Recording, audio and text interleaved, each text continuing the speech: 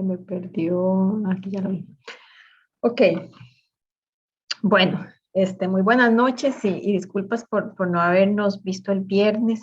Vamos a seguir con otro tema que es los impactos ambientales en el medio suelo, ¿verdad?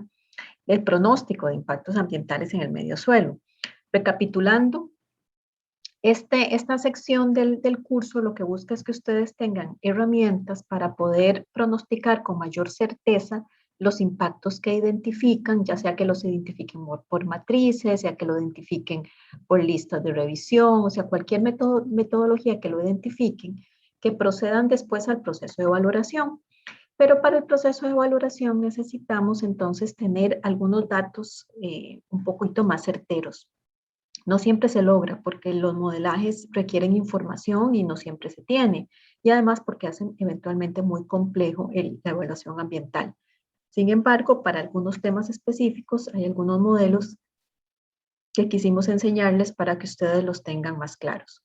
Entonces vimos todo lo que es el modelaje en aguas superficiales, el modelaje en el aire, el modelaje del ruido y ahora vamos a ver el modelaje en el suelo. ¿Cuáles son los impactos que se dan en el suelo? Básicamente contaminación del suelo, erosión, sea hídrica o sea eólica, compactación excesiva del suelo, ¿verdad? Eso especialmente cuando hay ganado vacuno o en términos generales actividades pecuarias, pero es principalmente ganado vacuno que es grande y es pesado, entonces caminan mucho por un lugar, entonces compactan mucho el suelo, eso hace que el suelo, al estar muy compactado, no ingresa el agua, no ingresa el aire y empieza a tener el suelo, digamos, características, pierde características inclusive de fertilización, o sea, de capacidad agronómica. Nosotros en este capítulo vamos a ver especialmente lo que tiene que ver con erosión hídrica, que es uno de los impactos que más importancia tienen durante los procesos constructivos. También erosión eólica, pero nosotros tenemos una época lluviosa muy amplia, con lluvias muy fuertes. Entonces, si uno hace la distinción entre los efectos por lluvia y erosión hídrica y los efectos por viento y erosión eólica, gana la erosión hídrica. Entonces, vamos a ver un poco cuáles son las metodologías. ¿Cuál es la metodología? Porque es una que se utiliza para determinar la erosión hídrica. Entonces, ¿qué le pasó a esto que no camina? Ok, entonces primero de algunas generalidades, ¿cómo se forma el suelo? ¿Verdad? Son miles de años el proceso de conformación del suelo. Hay aspectos climáticos, aspectos de como organismos que mueren y empiezan a conformar el suelo, las características topográficas, los tipos de materiales, el tiempo transcurrido, ¿verdad? Todo eso hace que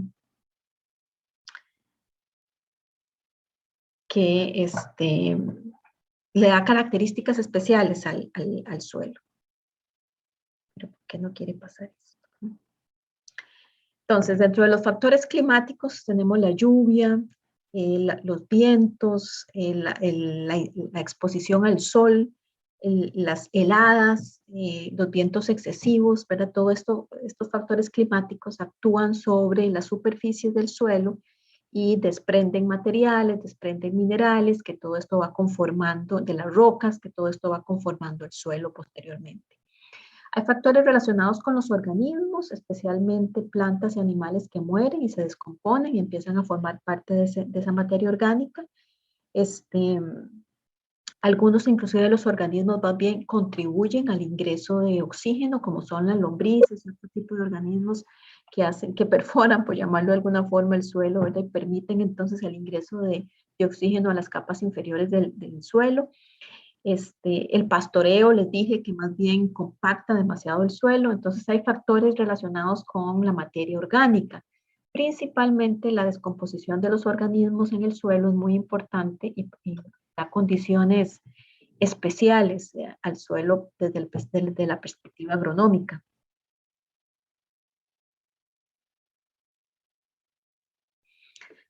En los factores topográficos les decía que también forma parte de esas características que me ayudan a la conformación o a la definición de lo que va a ser el tipo de suelo, dependiendo de la pendiente, o sea, las características topográficas, geomorfológicas, podríamos decir. Entonces voy a tener mayor acumulación de agua en algunas depresiones o la lluvia va a viajar muy rápido por otros lados con laderas pronunciadas y entonces eso más bien va a desprender mucho el suelo. De hecho, ahora lo vamos a estudiar con la fórmula de pérdida universal de suelos.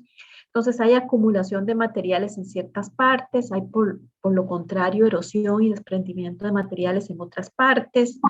Entonces, esto hace que las características del suelo también se vean beneficiadas o afectadas, dependiendo de cómo lo veamos, de acuerdo a las características geomorfológicas y topográficas. Factores relacionados con los materiales propiamente, ¿verdad? Hay conchas, restos de animales, acumulación de cenizas, ¿verdad? Que le dan características especiales al suelo. Con la erosión del volcán Irazú en los años 60, principios de los años 60 del siglo pasado, que hubo, las erupciones fueron importantes desde la caída de la ceniza, ¿verdad? Especialmente la ceniza más gruesa en el área más circundante del volcán. Todo ese suelo, ¿verdad? Que está en este momento derivado mucho de la ceniza presente, es un suelo muy fértil, con muy buenas características de drenaje, o sea, es un suelo muy bueno para agricultura. Por supuesto también que se tiene el peligro de que durante una erupción la misma ceniza y la cantidad excesiva de ceniza perjudica a los animales, perjudica a las plantaciones, aunado a la lluvia ácida, ¿verdad? Aunado también eventualmente a la presencia de gran cantidad de ceniza y que no hay presencia de sol, ¿verdad? Entonces, por supuesto que durante una erupción los efectos son totalmente lo contrarios, pero con el tiempo los volcanes forman parte y las erupciones volcánicas forman parte de la formación geológica y formación geomorfológica y del suelo. Entonces es un elemento importante. Por eso el suelo y la formación del suelo es de muchos años, ¿verdad? No es de un día para otro. Por lo tanto, también perder la capa superior del suelo, que es la que es sobre todo la más orgánica, el humus que se conoce, que es la que tiene mayor capacidad para soportar sembradíos, etcétera, es realmente una gran pérdida. Y nosotros desde la perspectiva de la construcción usualmente lo hacemos porque eliminamos esa capa porque no tiene capacidad soportante, pero tiene otra utilización muy importante para otro uso. Y eliminarla y contaminarla en los procesos de movimiento de tierras, eso es imperdonable. Entonces, desde la perspectiva de impacto ambiental, eso es muy importante. O sea, nosotros en los procesos de movimiento de tierras debemos guiar a la empresa que hace el movimiento de tierras para que elimine la cobertura vegetal, la resguarde en algún sitio, ya se verá si se puede ocupar en el proyecto o no, si tendrá que llevarse a otro sitio, que usualmente la reciben los invernaderos, los viveros, etcétera, reciben este tipo de suelo porque es muy apetecido. Pero independientemente de eso, uno tiene que protegerla, entonces es importante. El tiempo, como ya les dije, es fundamental en la formación del suelo. O sea, las condiciones que pasan a través de los años y las condiciones que se dan por erosión hídrica, por eólica, por erupciones volcánicas, etcétera, es muy importante en la formación del suelo.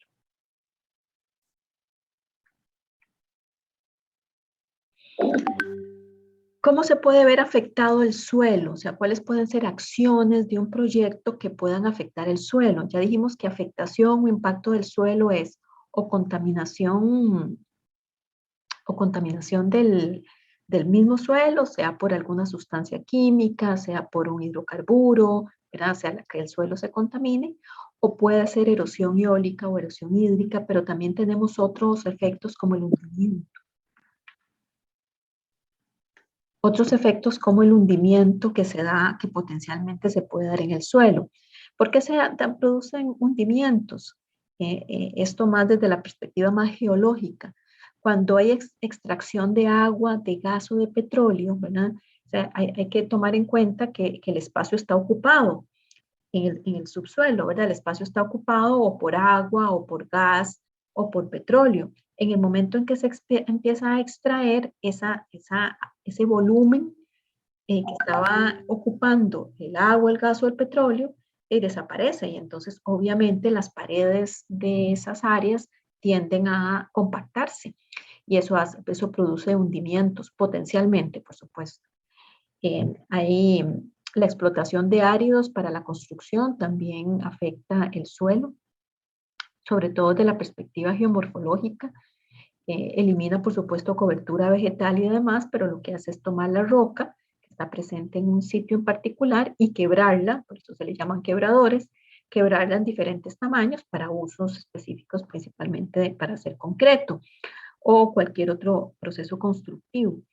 Entonces, eso por supuesto, esa explotación de áridos en quebradores o en tajos que llamamos nosotros. También hay explotación de áridos en cauce de dominio público, o sea, en ríos. Estamos hablando específicamente en este caso de la explotación de áridos en lo que nosotros denominamos tajos. Eso afecta desde diferentes perspectivas, afecta el paisaje, pero también afecta el suelo, porque estoy eliminando cobertura vegetal y estoy cambiando totalmente la estructura geológica del sitio y la estructura topográfica del sitio. Y ya a gran escala la estructura geomorfológica del suelo. Para que ustedes tengan la idea, yo llamo topografía, yo me refiero a que técnicamente se llama topografía, pues las características de niveles y demás de un área relativamente pequeña. Relativamente. Cuando yo hablo de geomorfología, es básicamente lo mismo, las características de niveles, pero de grandes extensiones, ¿verdad? Si uno ve al horizonte en una parte alta y ve las montañas y ve los valles, eso es la geomorfología, eso no es la topografía, pero yo voy a un sitio en particular, hago las mediciones a detalle y tal, eso es la topografía. Entonces, tienen una relación muy cercana, la topografía y la geomorfología. Entonces, cuando uno hace cambios debido a atajos, por ejemplo, cambian las características topográficas, por supuesto, y también cambian las características geomorfológicas. Y al fin y al cabo es lo mismo desde la perspectiva del cambio, son los niveles y las alturas, las condiciones que tiene un sitio en particular. No sé por qué le da, porque no quiere pasar. Ok. Entonces los procesos constructivos pueden contribuir a esa afectación, ¿verdad? De procesos erosivos. También el uso inapropiado del suelo, y por uso inapropiado significa laderas inestables, ¿verdad? Que eso causa desprendimientos de suelo y de terreno. El impacto asociado a un desprendimiento de terreno por causa de un proceso constructivo tiene diferentes factores ambientales. O sea, va a afectar el agua superficial porque el deslizamiento del suelo va a caer al agua, va a afectar eventualmente el uso del suelo en el sitio, podría afectar viviendas, o sea, podría tener diferentes factores ambientales la acción de desprendimiento del suelo, ¿verdad? Porque esa es una acción que puede ser natural o por accidente. Muchas veces hay desprendimientos naturales bastantes. Nosotros tenemos deslizamientos naturales importantes inclusive, muy importantes, con movimientos acelerados en algunos de ellos, pero esos son, digamos, sus movimientos naturales.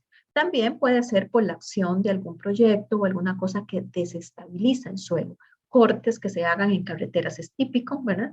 Se hacen cortes y entonces eso desestabiliza las laderas y eventualmente empiezan a tener desprendimientos. Como les dije, hay diferentes factores ambientales que se pueden ver afectados o beneficiados, según sea el caso, por acciones asociadas a desprendimientos de suelo. Pero aquí vamos a ser como muy específicos en el factor ambiental suelo específicamente, o sea que ese suelo se pierde, se cambia la geomorfología, la topografía en particular, mucho más hay desprendimientos. Proyectos industriales afectan el suelo, especialmente si esos proyectos industriales generan gases que van a la atmósfera, que se combinan después con la lluvia y producen lluvia ácida. Entonces, la lluvia ácida pues, va a causar también sobre diferentes factores ambientales, sobre el agua superficial, sobre los animales, sobre las plantas y sobre el suelo, va a causar cambios en las características químicas del suelo. En agronomía se estudia mucho la acidez o no del suelo y dependiendo de esa acidez, hay diferentes tipos de cultivos que pueden estar en ese suelo o no. Cuando el suelo es muy ácido y el tipo de cultivo, digamos que no soporta no es tolerante a esa acidez, se le agrega cal y en fin, en agricultura hay diferentes métodos para lograr mejorar las condiciones del suelo para un cultivo en particular, pero si además le cae lluvia ácida, que lluvia ácida es como limón, ¿verdad? Porque la lluvia es ligeramente ácida, pero en el momento en que ya consideramos lluvia ácida es que tiene pH de 5 o menores, ¿verdad? Es realmente un pH bastante bajo y eso causa, pues, obviamente, afectación en el suelo. La disposición de desechos líquidos o desechos sólidos en el suelo también va a contaminarlo, eh, especialmente en los procesos constructivos en donde haya accidentes, derrames o una mala disposición de los desechos sólidos. ¿Qué tipos de proyectos afectan el suelo? Proyectos de pastoreo, y por proyectos de pastoreo me refiero a proyectos de ganado vacuno, especialmente actividades pecuarias, ¿verdad? Donde el ganado está constantemente en un sitio y compacta demasiado el suelo. Por eso ustedes van a ver que las personas que se dedican a la ganadería están rotando siempre el ganado en diferentes potreros. Primero porque obviamente consumen el pasto de esos potreros, pero también a veces, a pesar de que no hayan consumido el pasto y si ha llovido mucho y el ganado ha estado mucho tiempo en el sitio, empieza a compactar demasiado el terreno. Entonces empiezan también el ganado a hundirse en el mismo terreno donde pone la pata, también porque no hay drenaje adecuado y eso por supuesto que dependerá del tipo de suelo donde esté ubicado el potrero y entonces se acostumbra mucho rotar al ganado vacuno para ir recuperando los potreros. La explotación agrícola en general, y eso me refiero más a la agricultura y especialmente asociado a la contaminación por agroquímicos. Los embalses tienen su afectación sobre el suelo, especialmente por la generación de sedimentos y modificación del régimen hídrico. La construcción de proyectos en general, ¿verdad? La eliminación de cobertura vegetal, la potencial contaminación con derrames durante los proyectos. Algunas veces se tienen malas prácticas en los proyectos que se limpian, por ejemplo, nosotros le llamamos las chompipas, en el sitio o se limpian equipos de manera y se contamina el suelo. Entonces, cuando hablamos del diagnóstico, del pronóstico, que es lo que queremos estudiar en este capítulo, tenemos pues que en primer lugar determinar cuál es el tipo de impacto que se da, si es un impacto más geológico, o en qué etapa del proceso constructivo se da. Identificamos ese impacto por diferentes metodologías, puede ser por redes, puede ser por matrices, puede ser por listas de chequeo, ¿verdad? En realidad el impacto se identifica y luego se procede a analizarlo ya con más detalle. Estas son algunas fotografías, estas me las dio Nidia. Vamos a ver, aquí a la izquierda, aquí tenemos lo que uno llamaría en el lenguaje coloquial un charco. Básicamente es un movimiento de tierra muy mal drenado. Entonces, bueno, aquí es lo que diría mi abuelito, un chilate, es esto, ¿verdad? Un barro y el agua aquí muy mal drenado, ¿verdad? Entonces esto afecta bastante el suelo. Además, aquí hay mucha erosión hídrica. Aquí de este lado de la derecha tenemos derrames de hidrocarburos, ¿verdad? En un sitio de construcción. Aquí al lado izquierdo abajo tenemos quema de basura. Esto sin duda es, aparte que es prohibido, afecta mucho el aire y el suelo. Aquí volvemos a tener un movimiento de tierra, digamos, no en las mejores condiciones, con un camino de acceso temporal, me imagino que es un camino de acceso temporal, pero muy mal realizado, ¿verdad? Donde hay demasiada erosión hídrica. Bueno, entonces, ¿qué hacemos? Pues describimos el entorno, los impactos potenciales, las características de la línea base, recuerden que eso siempre se tiene, cuáles son las características del suelo, buscamos información, eventualmente fotografía aérea, y pasamos al pronóstico, ¿verdad? Bueno, tenemos que siempre tener los estándares de cantidad y calidad del suelo, ¿verdad? Bueno, ¿cuáles son las normas de un tipo de contaminante? Por ejemplo, si yo sé que es hidrocarburo, bueno, ¿cuánto es lo que se tiene? Costa Rica no tiene reglamento asociado a contaminación del suelo específicamente. Hay que empezar a buscar, cuando uno tiene ese tipo de condiciones, usualmente buscan la reglamentación estadounidense, sino la europea. Un poco tiene Brasil, pero cuesta conseguir las normativas brasileñas, se consiguen mucho mejor. Están más asequibles las otras normas. Entonces, no tenemos como una referencia. Tampoco para erosión. Para erosión hay más referencias que uno encuentra en internet, entonces digamos que se basa como con ¿se acuerdan? La regla de dedo, el criterio de experto. Y ya con el pronóstico tenemos cuantitativo o cualitativo.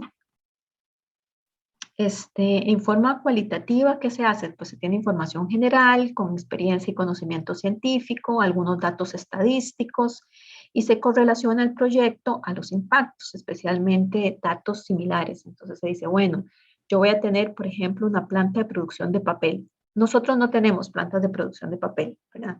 Pero las plantas de producción de papel tienen la característica que para producir papel se utilizan ácidos y se producen gases muy ácidos, usualmente ácidos sulfídricos, no ácido sulfídrico, no, pero como dióxido de sulfuro.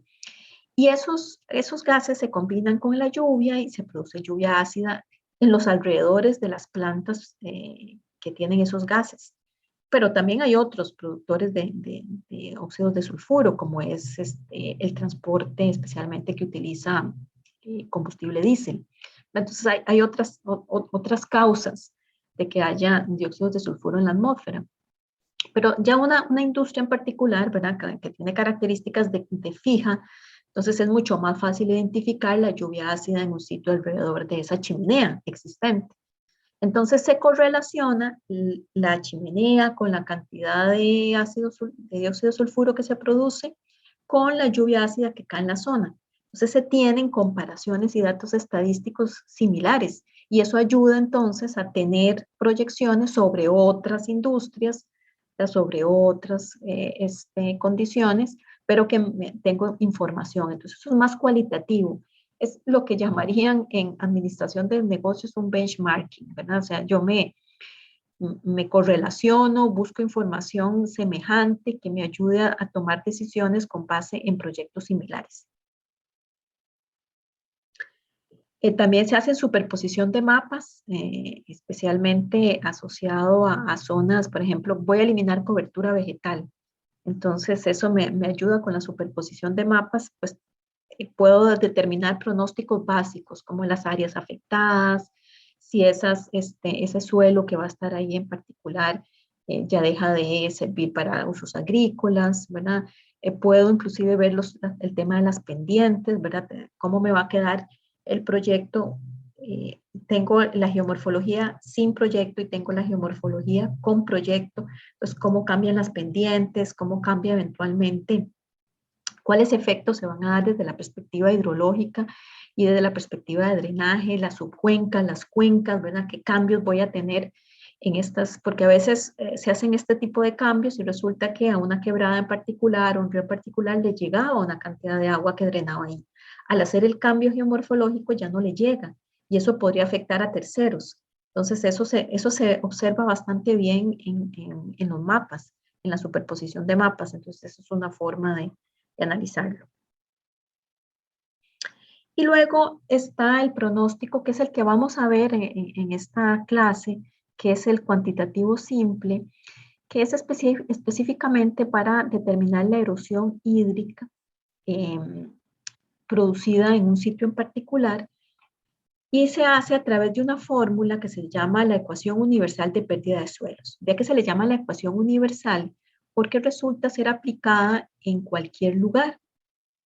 Esto fue desarrollado en los Estados Unidos, en una parcela experimental. Y por una parcela experimental me refiero a que los autores de esto tuvieron parcelas con diferentes tipos. Estaba asociado a la erosión que se produce en los campos agrícolas, con diferentes tipos de cultivo, con cierta pendiente, etcétera, y ellos fueron modelando cuánto era la cantidad de suelo que se desprendía con X pendiente, en X longitud, con diferentes cultivos. Entonces, y con diferentes lluvias. Entonces fueron modelando eso. Entonces es una fórmula empírica realmente, y lo van a ver inclusive cuando vean la fórmula, pero es bastante empírica.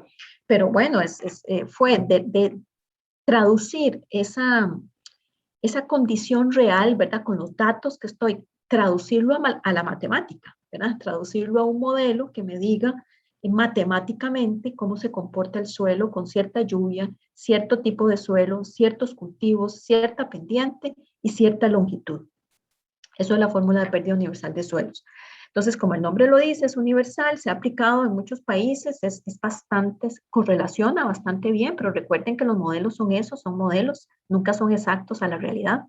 Entonces, es imposible decir que eso sería exacto, de la misma forma que es imposible predecir un sismo, ¿verdad? Pero hay modelos que me ayudan a determinar cómo se van a comportar las ondas y con base en eso, entonces hago mis pronósticos para poder diseñar. Entonces tiene, digamos, esa incertidumbre. Y además se desarrolló para campos de cultivo, para usos agrícolas, no para procesos constructivos. Pero uno hace la correlación porque en procesos constructivos elimino totalmente la cobertura vegetal y durante el proceso de siembra, cuando está en barbecho, se conoce barbecho cuando se elimina, digamos, cuando se alista el terreno. No sé si alguno de ustedes, sí, creo que uno de ustedes era agricultor, cuando se alista el terreno, ¿verdad? Que se ara, el suelo queda desprovisto de toda vegetación y se pone la semilla y se empiezan, ¿verdad? Las plantas a crecer. En ese momento el suelo está súper expuesto, ¿verdad? Si llueve mucho, se lava el suelo, digamos que es un momento crítico para el suelo cuando está en barbecho, que es precisamente la condición que nosotros tenemos durante los procesos constructivos. Entonces uno hace una correlación. Voy a ponerles un video.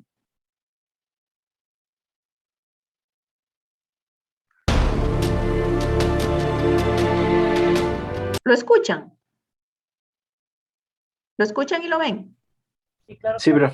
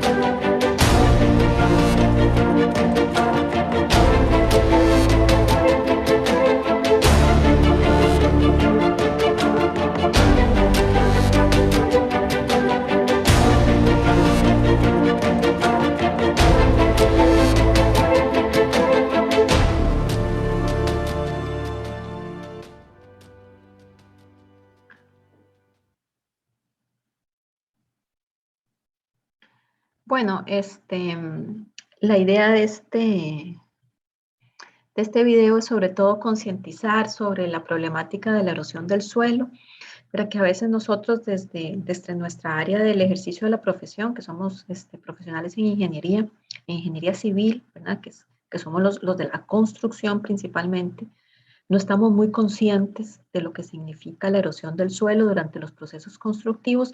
Lo vemos como normal. Sí, claro, yo elimino la cobertura vegetal y de ahí claro que se hace un charco y se hace un chilate, aquello, con un montón de barro, pero eso no es normal. Yo debería de hacer un proceso de movimientos de tierra diseñado, en el cual en mi diseño tengo las formas de drenaje, la recolección del suelo, del agua de escorrentía, en caso de que haya escorrentía superficial durante el proceso constructivo, y bueno, de qué forma manejo de forma lo menos impactante posible todo lo que es el suelo. Y ni se diga la eliminación de esa porción de suelo, digamos, que dura tantos años en crearse y que se pierde sobre la nada en un movimiento de tierra. Entonces, es importante el suelo. Entonces, vamos a ver el modelo de fórmula universal de pérdida de suelo. Aquí espero que vean estas fotografías. Todas estas fotografías me las pasó una amiga, una colega, una ingeniera civil, que por cierto fue alumna, fue mi alumna. Así que los invito a que si ustedes tienen en el futuro, están trabajando o ven casos interesantes que me puedan servir para preparar a otros estudiantes, les agradecería mucho si me lo pueden mandar. Todo esto es en la Universidad de Costa Rica, porque cuando ella me mandó estas fotografías, ella estaba en una empresa constructora que estaban haciendo varios de los edificios, cuando se estaba construyendo el edificio de ingeniería.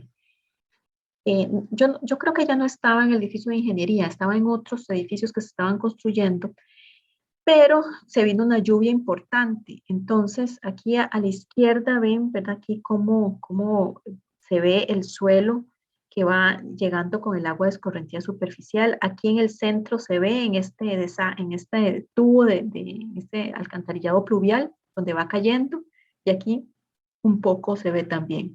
Cuando ella lo tomó, ya no estaba lloviendo, pero todavía venían las aguas de escorrentía superficial. Entonces ella lo que me quiso demostrar a través de las fotografías es como el agua de escorrentía superficial de un proceso constructivo arrastró una gran cantidad de suelo que cayó aquí al cauce. Y es sumamente evidente. Y esto fue de un proceso constructivo. Seguramente nadie se dio cuenta, solo ella, ¿verdad?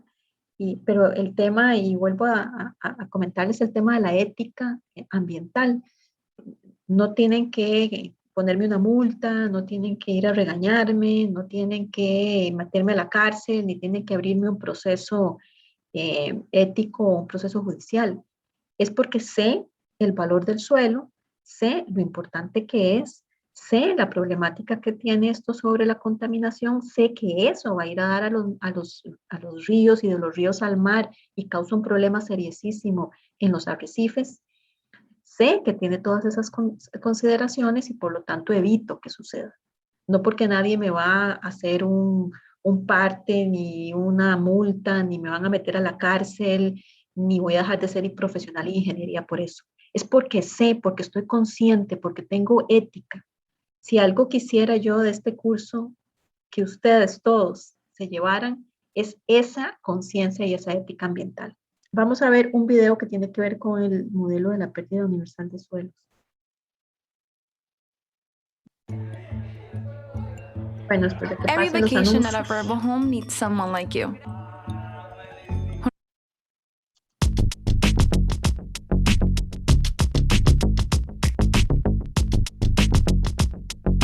Si bien la erosión hídrica es un proceso que se da naturalmente, es intensificado por el mal manejo del recurso suelo.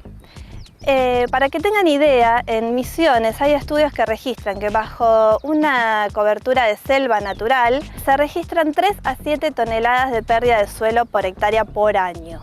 Cuando este mismo suelo es desmontado, se pone bajo cultivo, las pérdidas de suelos ascienden a 200 o más toneladas por hectárea por año. En Argentina se estima que hay 25 millones de hectáreas bajo erosión hídrica. En el proceso de erosión hídrica interfieren varios factores: el potencial erosivo de las lluvias, la susceptibilidad del suelo a ser erosionado, el largo y grado de pendiente, la cobertura del suelo, es decir, el manejo que le estemos dando, y las prácticas conservacionistas aplicadas. La siembra directa tuvo un fuerte impacto sobre la erosión hídrica, ya que es un sistema que siembra sobre los residuos de la cosecha anterior, con lo cual estos quedan en superficie protegiendo el suelo de los procesos de erosión. Entonces, al estar los residuos de cosecha sobre superficie, las gotas de lluvias no impactan directamente sobre el suelo, sino que pegan sobre los residuos. Y entonces ahí la siembra directa tiene un efecto de protección, siempre que esté asociada a la rotación de cultivos. El Instituto de Suelos continúa las investigaciones para mitigar esta problemática, y en el marco del módulo de erosión hídrica que pertenece al Programa Nacional de Suelos, se está implementando una red de parcelas móviles, que son estructuras simples de 30 metros cuadrados de chapa de zinc, que son empleadas para determinar las pérdidas de suelo en las diferentes condiciones de cada región del país. Estos datos van a alimentar un modelo que ya se está desarrollando en INTA Paraná, para que luego contribuya a la toma de decisiones y a los mapas de riesgo de erosión potencial y erosión actual del país. Estas parcelas además se van a implementar en campos de productores que actúan como unidades demostrativas. Las parcelas de erosión hídrica, las parcelas móviles, tienen 30 metros cuadrados, se construyen con chapas de zinc. La chapa se entierra unos 10 centímetros en el suelo, de 5 a 10 centímetros, y luego de cada precipitación se recoge en una placa estabilizadora el agua que escurre con el sedimento. Un décimo de ese agua que escurre pasa a un tambor receptor, y allí se toman las muestras de sedimento que luego se analizan para ver cuántos nutrientes se está perdiendo con ese sedimento, y se calculan a través de la ecuación de pérdida de suelo las pérdidas por hectárea de suelo perdidos. El Instituto de Suelos está trabajando en el desarrollo de mapas de riesgo de erosión de Argentina, que son herramientas fundamentales para la planificación de los sistemas productivos del país.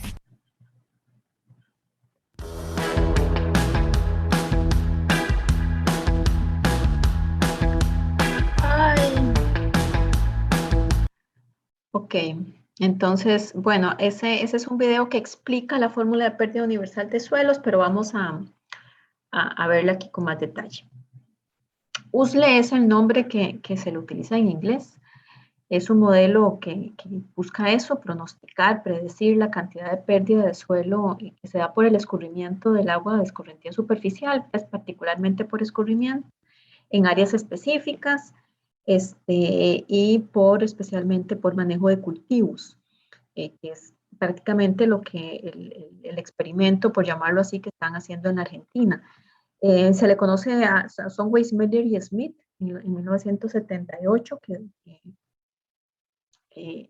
determinan esta fórmula de pérdida universal de suelos. Solo pronostica o predice la cantidad de suelo que es transportada desde su punto de origen hasta su punto de destino. O sea, se utiliza, vieron que en esa parcela, parcela experimental que planteaba la muchacha en el video, decía que es de 30 metros cuadrados, o sea, tiene un inicio y un final, tiene un largo con una pendiente. Entonces, eso es el principio y el fin. Entonces, uno cuando está evaluando la erosión de un terreno o de un sitio de construcción, le pone, digamos, por decirlo así, un inicio y hasta dónde va a llegar. ¿Eso de qué depende? De la topografía, ¿verdad? Es como pensando en una cuenca, que uno dice, bueno, el agua en la parte más alta de la montaña escurre hasta el río. Entonces es en la parte más alta del terreno que estamos trabajando, ¿verdad? Que estamos estudiando, y a partir de ahí hacia dónde escurre, entonces hasta dónde llega. Dependiendo de la pendiente, podría ser que ya venga como una parte cóncava, y ahí entonces hasta ahí llegue el suelo, se acumula, se empieza a acumular, ¿verdad? Dependiendo también pues de la cantidad, pero de eso le llama a uno un principio y un fin. Y ayuda, pues, obviamente, a identificar sitios sensibles. Entonces, dependiendo de las características del suelo, que es un poco lo que planteaba también en el video la muchacha, en la Argentina están diseñando este mapa, en donde se va a tener, bueno, cuáles son las regiones donde hay una mayor erosión, una menor erosión, para tener prácticas, en este caso más con los agricultores, prácticas que mejoren las condiciones de uso del suelo y que disminuyan la erosión. Pero eventualmente también eso puede ser traducido a los procesos constructivos. Entonces, ¿para qué se utiliza? Para predecir la pérdida de suelo promedio a largo plazo. Es a largo plazo. ¿Por qué es a largo plazo? Porque se analiza la lluvia de un año o inclusive de un periodo mayor. Más bien un año es un tiempo muy corto, ¿verdad? Para hacer el análisis. A veces uno calcula, y sobre todo a manera teórica, académica, la pérdida de suelo de una tormenta. Eventualmente, si uno utiliza una tormenta típica, digamos que me refleje el año, pues podría ser que, ¿verdad? Que esa tormenta que estoy utilizando viene a su vez de un estudio meteorológico que me dice que esta es la tormenta típica en un año, ¿verdad? Entonces yo podría tener varias tormentas típicas y generar entonces la erosión que se da por esa tormenta típica eventualmente, pero se tienen diferentes niveles de lluvia a lo largo del año con diferentes poderes erosivos, entonces realmente lo que se hace es que se tienen todos los datos. Entonces no es tan fácil, ¿verdad? Porque necesito mucha información hidrológica. Para predecir erosión entre surcos y en surcos, o sea, la erosión que se produce, digamos, por el paso de la escorrentía superficial, y la cantidad de material perdido en ese perfil, ¿verdad? Yo tengo un perfil de suelo, entonces, bueno, ¿cuánto es el material que se pierde? El perfil del paisaje es definido por la longitud de la pendiente, a eso me refiero con la longitud de la pendiente, desde el punto inicial que estoy calculando que se desprende la partícula de suelo hasta donde llega. Usualmente ese punto inicial pues puede tener diferentes circunstancias. Desde la perspectiva de escorrentía uno podría determinar que es el punto más alto, pero bueno, yo tengo un lote con ciertas características, hablando de construcción, entonces tengo que ver a dónde le voy a poner el punto de escorrentía y a dónde le voy a, también dependerá del movimiento de tierras que vaya a hacer, ¿verdad? Y las condiciones topográficas que vaya a determinar en ese sitio. Es la longitud del origen del flujo superficial desde el punto donde el flujo alcanza una mayor concentración a una mayor área de posición. Esa es la longitud de pendiente. Entonces, esta es la fórmula de pérdida universal de suelos. Vean que es, a legua se ve que es totalmente empírica. Entonces, vamos a ir estudiando todos estos factores en este momento. Simplemente se los voy a mencionar, pero los vamos a estudiar todos. Entonces, la pérdida en toneladas por acre o en toneladas por hectárea, ¿verdad? La desarrolló Wissmeyer-Smith en unidades inglesas. Ya está traducida a unidades del sistema internacional, pero tienen que tener mucho cuidado con la fórmula porque como es muy empírica, lo que hizo Wissmeyer-Smith dijo, bueno, esto si lo multiplico por 0.5 y le sumo no sé qué y le tal, entonces para que les diera los números en toneladas por acre. Traducirlo al sistema internacional implicó hacer estudios, porque no era una simple conversión, porque tenía multiplicado una serie de factores que me daban el resultado en toneladas por acre, ¿verdad? Entonces no es una simple traducción de unidades. Cuando ustedes, yo les voy a dar la información en el sistema internacional, pero si ustedes por casualidad van a utilizar la fórmula que están definidas para toneladas por acre, tienen que tener cuidado en las unidades. Bueno, esa es la pérdida de suelo. R es el factor erosivo. Este R que está aquí, ¿verdad? Que es el primero, es el factor erosivo producto de la lluvia y la escorrentía. O sea, en otras palabras, cuando llueve, la lluvia tiene un poder de erosión. Ese poder de erosión se determina por un factor que se llama R. Si cae un pelillo de gato es una cosa.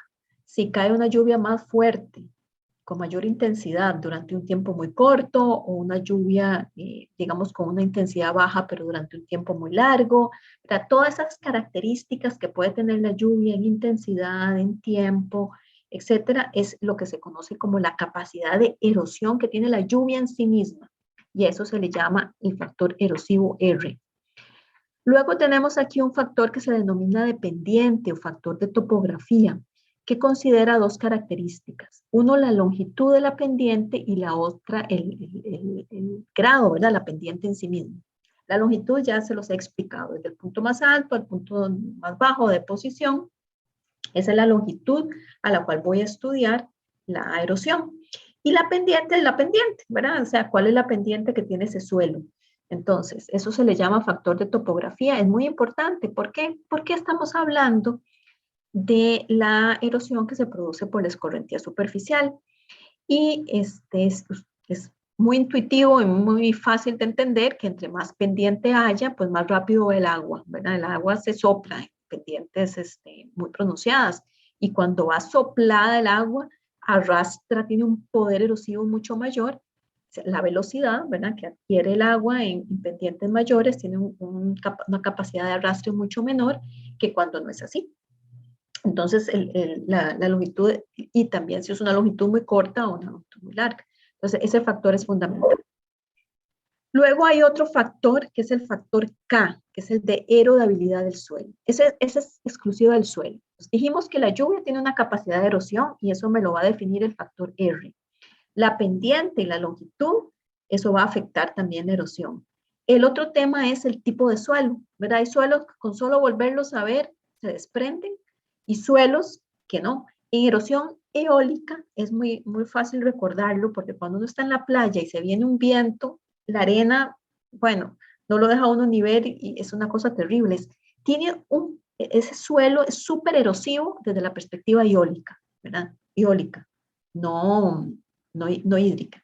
Desde la perspectiva eólica es un suelo súper erosivo, pero yo estoy con ese mismo nivel de viento en un suelo arcilloso y eso no va a suceder. Desde la perspectiva erosiva, los suelos tienen diferentes características.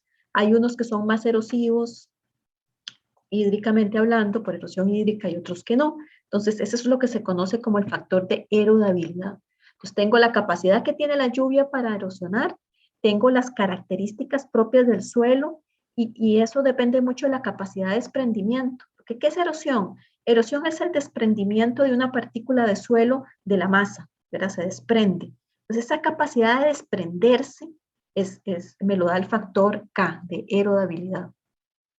Luego tengo el factor C, que es el de gestión y de cobertura vegetal. En el primer video se mencionaba que era importante sembrar con plantas, etcétera, los sitios para proteger el suelo.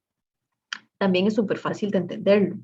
Si el suelo está cubierto, de la lluvia no le llega. Entonces es la capacidad de erosión de la lluvia, ¿verdad? Entonces, la lluvia no le llega directamente. Siempre hay eventualmente desprendimiento. Y lo dijo también la muchacha en el video. ¿Cuántas toneladas de suelo se desprenden en un bosque y bueno, en un suelo cultivado? Dependiendo del tipo de cultivo hay mayor desprendimiento o no, porque dependiendo del tipo de cultivo yo voy a tener el suelo más expuesto o no. Por ejemplo, cuando se siembra piña hay mucha exposición del suelo, hay otros cultivos que tienen menor exposición del suelo, ¿verdad? Entonces, dependiendo de eso, por eso precisamente hay un factor de gestión de cobertura vegetal. Dependiendo de la cobertura vegetal, así también voy a tener mayor erosión. Recuerden también que a veces cuando llueve, uno dice, me voy a poner debajo del árbol porque aquí no está lloviendo. Bueno, eso no es conveniente ni no se debe hacer en una tormenta. Pero vamos a suponer que no hay tormenta eléctrica, que es simplemente una lluvia. Yo me pongo debajo del árbol. ¿Qué sucede debajo del árbol? Las gotas de lluvia caen en la copa del árbol.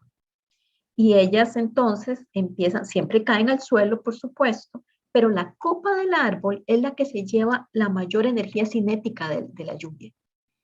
Luego caen al suelo, pero la fuerza que lleva la lluvia, ese poder erosivo que lleva la lluvia, realmente lo mata la copa del árbol. Entonces, tener los bosques con copas de árboles en diferentes niveles, como son los bosques sanos, ayuda muchísimo a disminuir la erosión. Pero bueno, todo eso tiene que ver con la cobertura vegetal. Y el último parámetro que Weismuller y Smith introdujeron en esta fórmula es el control de la erosión. Y por control de la erosión me refiero a que como ellos estaban trabajando con una parcela experimental, dijeron, bueno, ¿qué tal si esta parcela que está sembrada con maíz, yo la pongo en terrazas? ¿Y qué tal si esta parcela que está sembrada con maíz, yo hago este o aquel sistema de control de la erosión?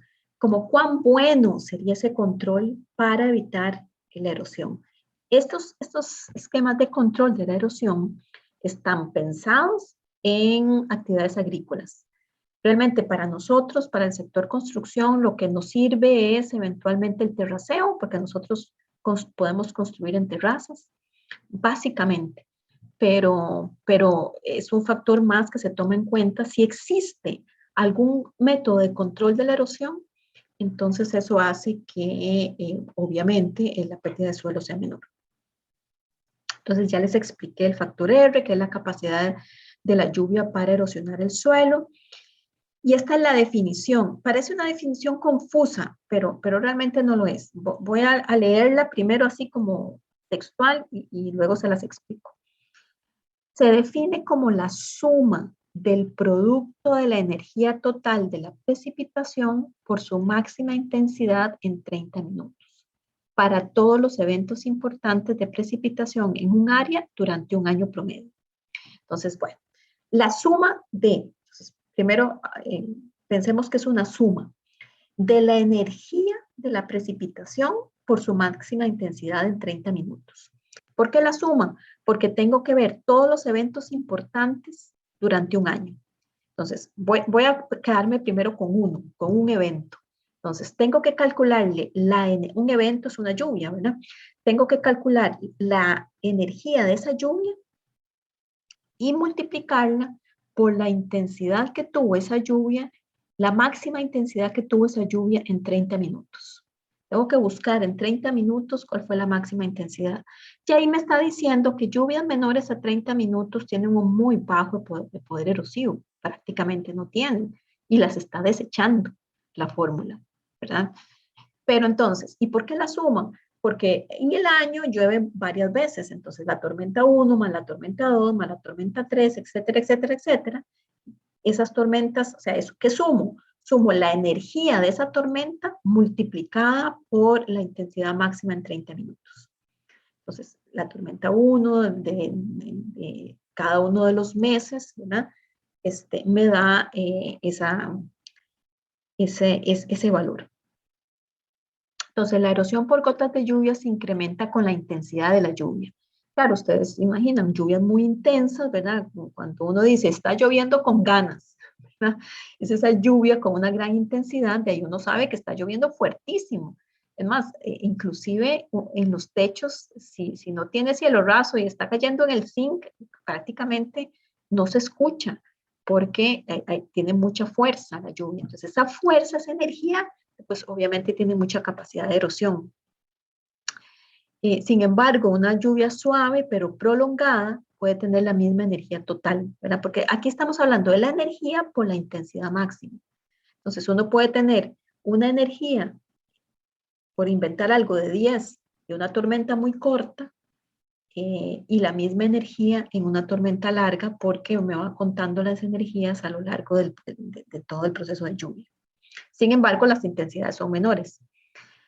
Cuando la energía se combina con la intensidad de lluvia, el resultado es un buen indicador para pronosticar el potencial erosivo. Entonces, esa multiplicación de energía con intensidad me ayuda muchísimo a verificar el potencial erosivo de una lluvia X. Entonces, es eso, el potencial erosivo. E, que es la energía, por I, que es la intensidad. Indica cómo el desprendimiento de las partículas es combinado con la capacidad de transporte. Entonces, ¿qué es lo que pasa? La intensidad es la que me contribuye sobre todo a desprender la partícula de suelo de su masa. Y la energía es la que me transporta la partícula y me la escurre, ¿verdad? Entonces, esa combinación me da esa capacidad erosiva de la lluvia. Y la suma de los promedios anuales para una localidad en particular es el índice de la erosividad de lluvia, que es el factor R. Entonces, aquí lo tenemos en una formulita. Entonces, tenemos que el factor R va a ser igual a la sumatoria de, a su vez, la sumatoria de E por I30, que es E es la energía cinética del evento de lluvia y 30 es la máxima intensidad en 30 minutos. ¿Qué es NE? Es el número de eventos de lluvia ocurrido en un año. Entonces, durante un año, yo tengo N cantidad de eventos de lluvia. A cada uno de los eventos de lluvia le tengo que calcular la energía, multiplicarlo por la intensidad en 30 minutos. Y esto es cuando yo tengo varios años, ¿verdad? Esto es un año y esta es la sumatoria de varios años, si eventualmente yo tuviese la información. Adelante, César. Buenas noches a todos. Es una Buenas preguntita noches. rápida, profe. Estaba pensando en cómo medir esa energía. ¿Sería en términos de velocidad, de flujo? De energía No, ya te voy a cinética? enseñar cómo se Ok. mide. Se mide a través de una formulita que tiene que ver con la lluvia que cae. Ya lo vamos a ver. Perfecto. Gracias. Ok, aquí está. Vamos a empezar por aquí. Entonces, la energía cinética para una sola tormenta, estamos hablando de una sola tormenta, se calcula con base en esta erosión, en esta ecuación. Estoy loca. Esta ecuación ya está en el sistema internacional, porque la intensidad de la lluvia está en milímetros por hora. Entonces, tengo que E, que es la energía cinética de una tormenta, va a ser igual a 0.19 más 0.078 por el logaritmo base 10 de I. ¿Qué es I? Es la intensidad de la lluvia en milímetros por hora, cuando la intensidad de la lluvia es menor o igual a 76. Si ustedes me preguntan, ¿de dónde salió .19 y .0873? No sé, porque esto realmente es la traducción en el sistema internacional de la fórmula de Weismuller y Smith, pero básicamente Weismuller y Smith la obtuvieron de forma empírica, ¿verdad? Entonces, bueno, este es el resultado. Cuando la intensidad de lluvia es mayor de 76 milímetros por hora, la energía cinética es 0.283. Y la energía esta es la energía de una sola tormenta, ¿verdad? La energía de una sola tormenta, que es realmente esto es parte de la energía, porque me enredé. Vamos a ver, una tormenta tiene diferentes intensidades, ¿verdad? Ustedes dicen, bueno, la lluvia empieza a crecer, hay un máximo y empieza a decrecer. Entonces la lluvia, primero en palabras simples, llueve poquito, va creciendo, llueve más y llueve menos. Entonces yo tengo que calcularle la energía a cada sección de la tormenta, porque está multiplicada por la intensidad. Entonces a cada sección de la tormenta le calculo E pequeñita, que es la energía cinética de esa partecita de la lluvia. Y luego tengo que sumar las energías de cada una de esas partecitas de la lluvia y eso me va a dar E, que es el E que andamos buscando aquí, ¿verdad? Este E que está aquí. Entonces, de esa forma calculo E. Vamos a verlo aquí con un ejemplo. Esto es E. Entonces, vamos a ver. Tengo aquí el tiempo, ¿verdad? A las 4 de la tarde, luego las 4:20, las 4:27, las 4, etcétera, las 5 hasta las 5:30. Aquí tengo los milímetros de lluvia acumulados.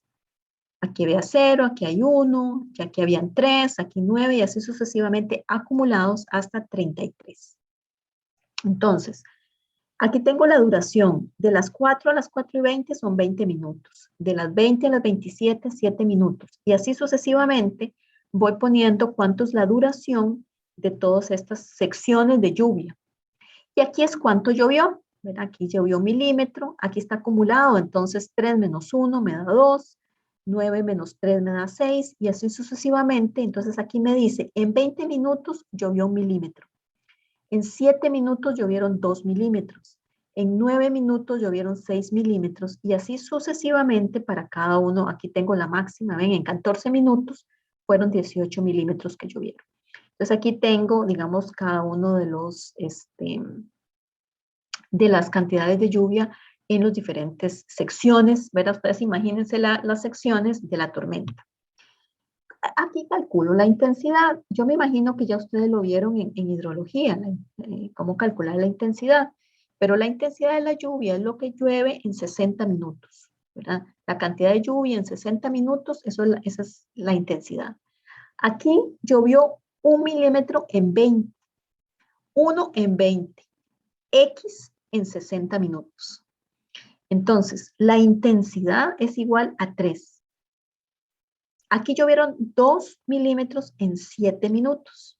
Entonces, la intensidad aquí, ¿cómo la calculo? 2 milímetros en 7, X en 60, y esto me va a dar 17. ¿Verdad? Entonces, aquí voy calculando las intensidades. La definición me dice cómo lo calculo. Es la cantidad de lluvia que llueve en 60 minutos. Entonces, si hubiese llovido durante 60 minutos, con esta lluvia caen 3 milímetros. Con esta lluvia caen 17 y así sucesivamente. Entonces, eso es la intensidad, por eso está en milímetros por hora. ¿Verdad? Esto es lo que cae la lluvia en 60 minutos. Entonces, calculo las intensidades. Luego, entonces, calculo E para cada uno de estos. Aquí está la formulita aquí abajo.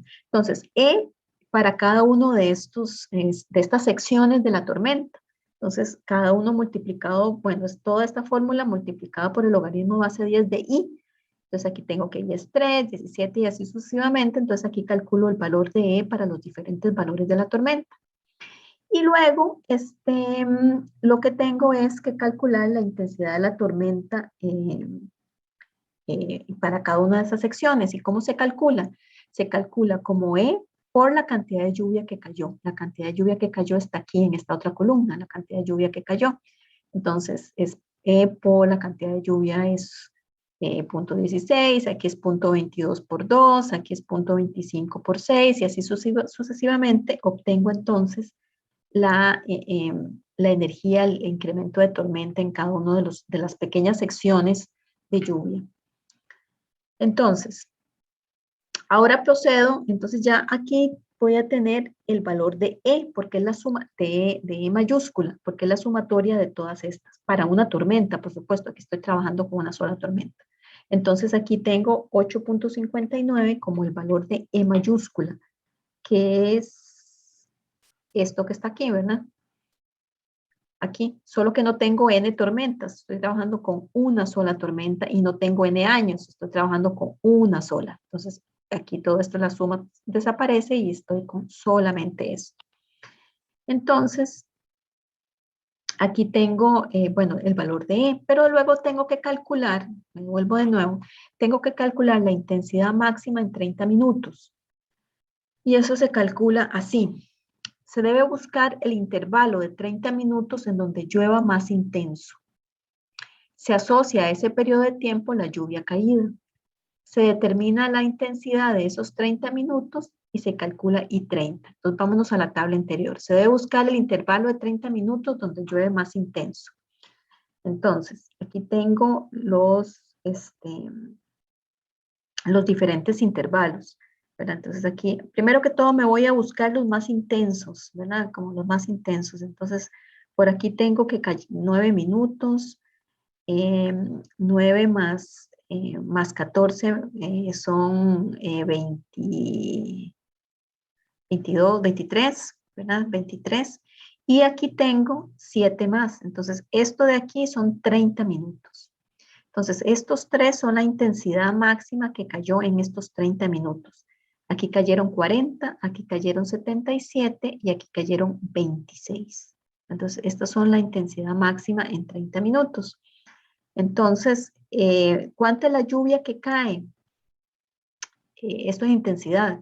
Aquí cayeron 6. Bueno, esta es la intensidad 40 que es máximo, esta es la intensidad máxima que son 77 y esta es la intensidad máxima que son 26. Ahora, ¿cuánto cayó en ese tiempo? ¿Cuánta lluvia cayó? Es esto.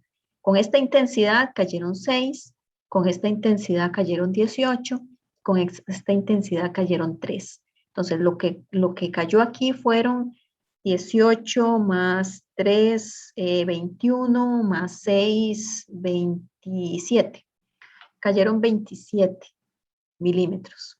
Eso fue lo que cayó, que lo que tengo aquí, 27 milímetros.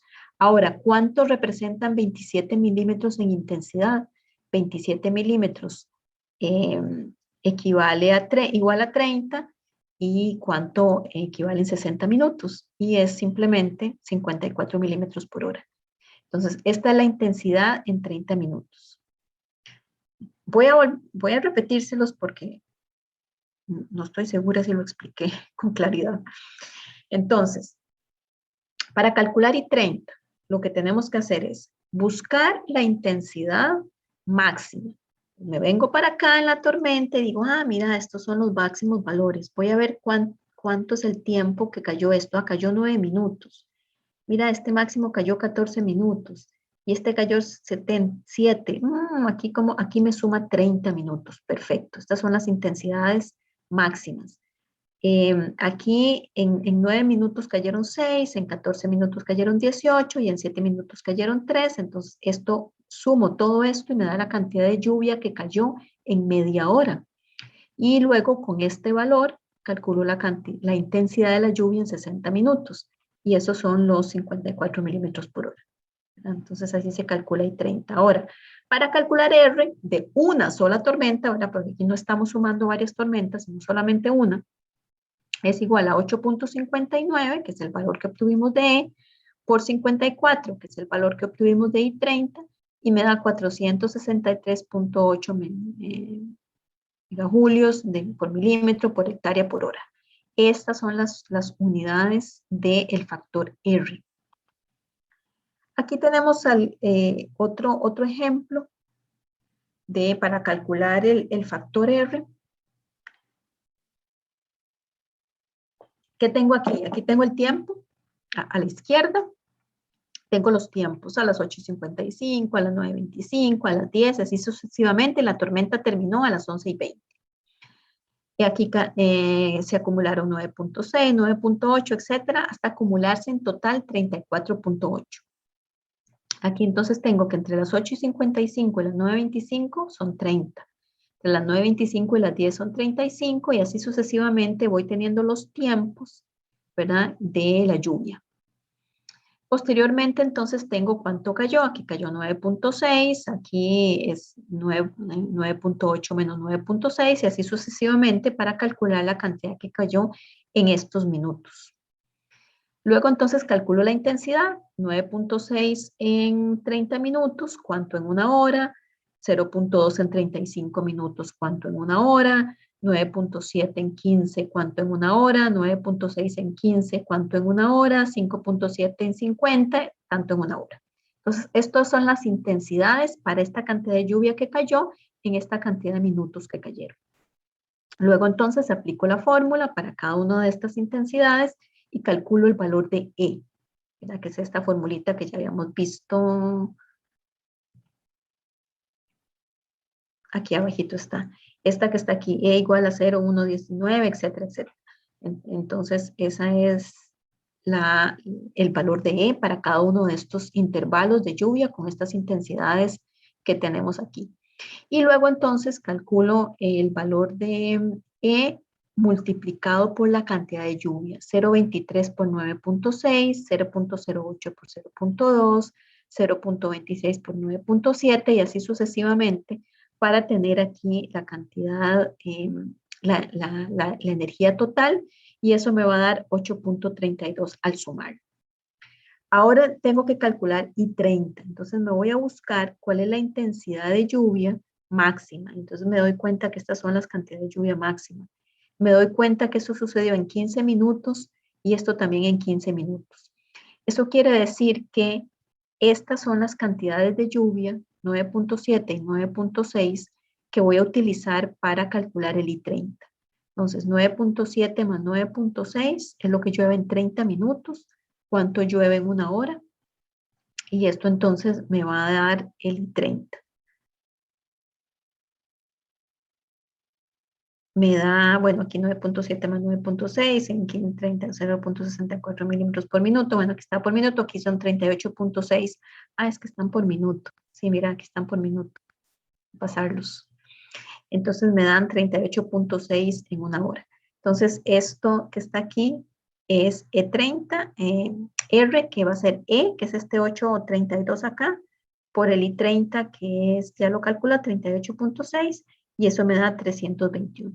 Entonces, este es el valor de R para este ejemplo.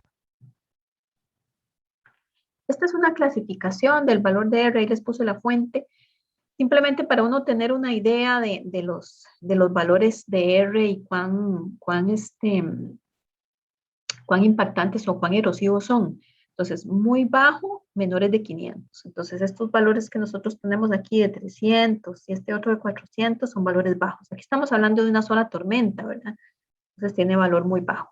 Bajo entre 500 y 1000, mediano entre 1000 y 3000, alto entre 3000 y 6000 y muy alto mayor de 6000. Entonces, cuando tengo valores de 6000 para arriba en factor de R, es un potencial erosivo muy alto de la lluvia y ahí va variando. Este es el otro factor, que es el factor de erodabilidad. Este factor de erodabilidad, como les decía, se refiere al suelo. Está enfocado en el tipo de suelo y cuán erosionable es un suelo con relación a otro. Entonces, cuán vulnerable es ese suelo a la acción del agua. Y depende de las características propias del suelo, sus propiedades físicas, químicas, biológicas. Pero hay dos metodologías, de Weismuller y Smith, que fueron los que desarrollaron esta fórmula. Ellos desarrollaron un nomograma con algunos datos básicos que les determina